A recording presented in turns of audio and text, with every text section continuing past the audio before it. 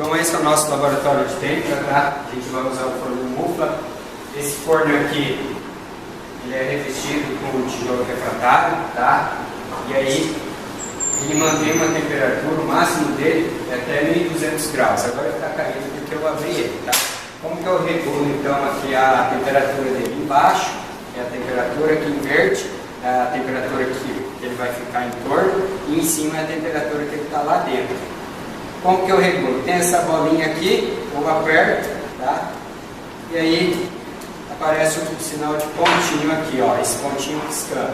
E aí eu levo ele para o lado que eu quero, né? E aí eu vou fazendo, vou aumentando ou diminuindo essa temperatura. Então ele vai de 0, né, até 1200 graus Celsius. No caso, eu pedi para colocar 1000 graus, mas para a gente, como a temperatura do aço ali que eu preciso é acima de 703, uns 800, 850 já estava bom. Mas a gente vai trabalhar aqui com 1000 por causa do nosso tempo curto aqui, tá? Qual que é a função do nosso ensaio, do nosso teste de temperatura? É provar e mostrar para vocês como que faz uma temperatura. A gente tem aqui um corpo de prova, um aço 1020, tá? Como que funciona o ensaio de vocês? Primeiro, vocês vão pegar, tem vários tipos de materiais aí desse corpo de prova, a gente vai pegar um desse, vai vir aqui no durômetro, fazer o ensaio aqui no durômetro e ver a dureza dele. A gente vai pegar dois locais distintos, pode ser um aqui e outro aqui, e aí vocês vão anotar esses dois valores. Vocês já sabem como faz o ensaio de dureza, então vocês vão fazer o ensaio de dureza e aí vai marcar. E aí em seguida, a gente vai colocar esse material dentro do forno aqui para que a gente possa começar a fazer a temperatura dele, tá? Então a gente tem aqui um material. Como que eu sei que é a temperatura correta de tempo? Teve uma aula que eu dei para vocês, que eu falei do grafo de ferro-carbono, que são os constituintes que tem aqui dentro do ferro, do aço, tá? Do aço carbono. Que constituintes são esses, tá? São ferrita, perlita, cementina, etc. Só que esses constituintes, eles estão presentes no aço, eles variam dentro do aço de acordo com a quantidade de carbono e de acordo com a temperatura do aço tá. E o aço ele se comporta de duas maneiras de acordo com a temperatura. Abaixo de 723 graus é um comportamento e acima de 723 graus é outro comportamento, tá? Por isso que eu preciso de uma temperatura acima de 723 graus. Notem aqui que esse aço para a temperatura ambiente, ele é magnético, né? Ou seja, o ímã vem e gruda nele, tá?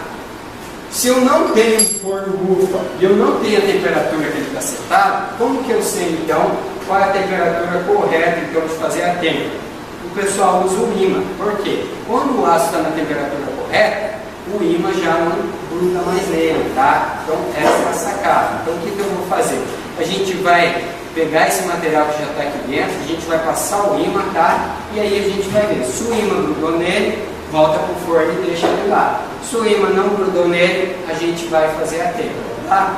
É assim, quando eu coloco o material aqui dentro, eu tenho que esperar um tempo para ele ficar todo uniforme, tá? Porque geralmente quando ele entra dentro do forno, ele começa a esquentar de dentro, de fora para dentro. Então até chegar no núcleo, a temperatura, demora um pouco. Então a gente coloca aqui, o nosso já está aqui dentro, tá? Já está ali, cozinhando. Então eu coloco e deixo ele lá, 10, 15 minutos, para que a temperatura fique toda, completa, e não só aqui fora, tá? Então esse é o ideal. Porque às vezes você passa o ímã não magnetizou aqui, mas lá no interior ainda tá? Então a gente tem que ficar prestando atenção nisso. Bom, então a princípio a gente vai pegar esse material, ver se o ímã pegou nele, para ver se está na temperatura correta, e fazer a temperatura. Aqui eu tenho uma panela com água, tá?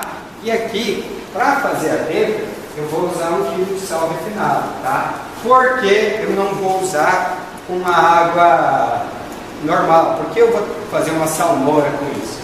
Isso daqui tem a ver com a velocidade que a gente vai resfriar esse material, tá? Por isso que eu tenho que usar essa salmoura aqui. E aí eu vou colocar bastante sal. Poderia ser menos? Poderia, mas aqui a gente vai colocar isso. Então aqui tem mais ou menos uns 15, essa panela de 20 litros, tem mais ou menos uns 15 litros de água. Então eu vou despejar todo aqui, ó. Eu despejo todo e eu mexo bem, tá? Tem que mexer para todo o sal que está lá embaixo ele se dissolva, tá? Isso daqui, para vocês que não entendem, quem bebe aí cerveja, gela a cerveja mais rápido, coloca sal no gelo, essas coisas, tá? Porque, também porque ele retira o calor mais rápido do material. Tanto é que a hora que a gente colocar aqui, eu vou colocar, o acadêmico aqui que vai me ajudar, como é seu nome mesmo? O Jonathan vai me ajudar, tá? Ele vai colocar, ele vai mexer aqui e em seguida eu já posso pegar a mão livre. Por quê? Porque ele retira muito rápido o calor. Em consequência, se eu fizesse isso com água normal, sem ser na salmoura, a água ia esquentar e o ferro ainda ia continuar quente, ele não ia resfriar. Então tem que mexer bem, tá? Ele vai ficar assim meio leitoso mesmo, é normal, mas lá no fundo não pode ter sal. Então eu passo a mão aqui até eu não sentir nem um grãozinho mais de sal, tá? Esse daqui, eu posso substituir essa água com sal, posso substituir por óleo, eu posso substituir por parafina e outros também, outros elementos aqui que eu posso substituir para fazer essa têmpera. É sempre algo que resfria muito rápido, porque para a têmpera dar certo, eu tenho que pegar de lá o mais rápido possível e já resfriar. Quanto mais rápido esse choque térmico, melhor é minha têmpera, tá? E aí, lá no trabalhinho de vocês, uma das perguntas justamente é essa: quais são os materiais, os líquidos, os sólidos que eu posso utilizar para fazer essa têmpera? Aqui eu falei da água com sal, mas existem outros. Aí eu peço 5 lá e qual a diferença entre um e o outro, tá? Então vamos lá. Bom, o que você vai fazer a hora que eu pedir? Você vai abrir, eu vou abrir o forno lá, tá? Você vai pegar o material e aí eu com o imã vou passar o imã. Se eu dar um ok, você vai pegar aquele material que está aqui e aí você não vai jogar ele, você vai segurar e vai ficar girando. Por que girando? Porque ele resfria mais rápido que ficar parado. Como ele está movimentando toda a água, é mais rápido que você deixar parado, tá? E aí você vai resfriar para a gente fazer o teste, tá? Então, segura aí, vamos se preparar aqui. Por segurança, a gente vai colocar aqui essa máscara, tá? Para evitar que pule alguma coisa, que tenha algum respingo.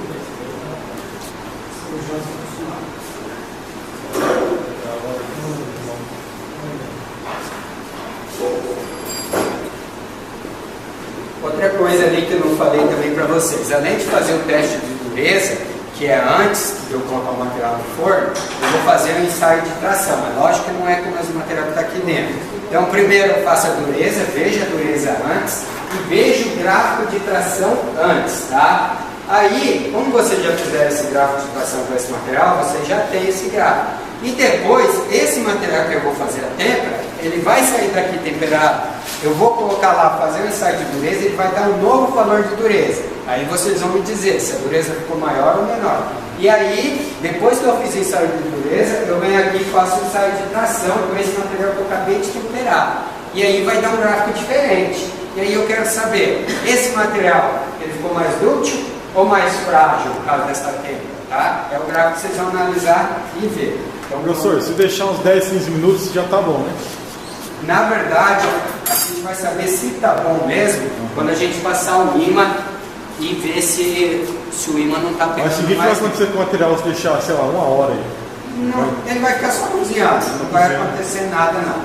O que a gente tem que ficar atento é a temperatura. Por exemplo, o aço tem que ver a temperatura dele de fusão, né? Para ele virar líquido. Eu não posso colocar na temperatura próxima de fusão, porque senão ele vai virar líquido. Mas eu posso deixar ele aí tranquilo, tá? Então, vamos lá. Eu vou abrir aqui, chega aqui mais perto, só para filmar.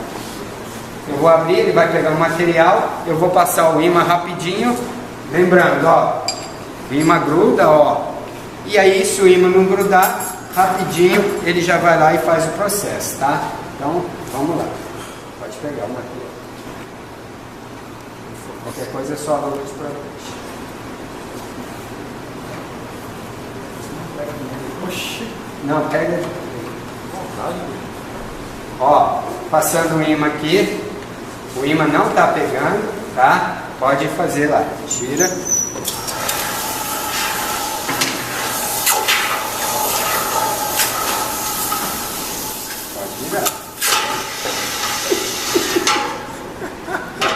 Beleza, ó, acabou de sair, ó, tô com a mão limpa, né, pode soltar aqui, já tá frio, pode soltar, aqui, ó, ele já resfriou, tá? Então se fosse outro tipo de líquido, eu não ia fazer isso aqui, porque provavelmente ele estaria quente ainda, né? Você vê que eu posso pegar aqui, ó, tá friozinho. Aqui a gente já fez a têmpera no material. Agora eu quero provar se a têmpera foi bem feita ou não. Então o que vocês vão fazer?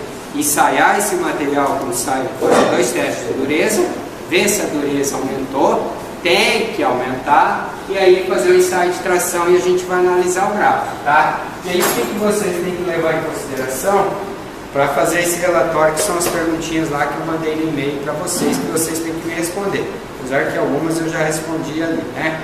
Qual a finalidade, então, de se utilizar sal nessa água, né?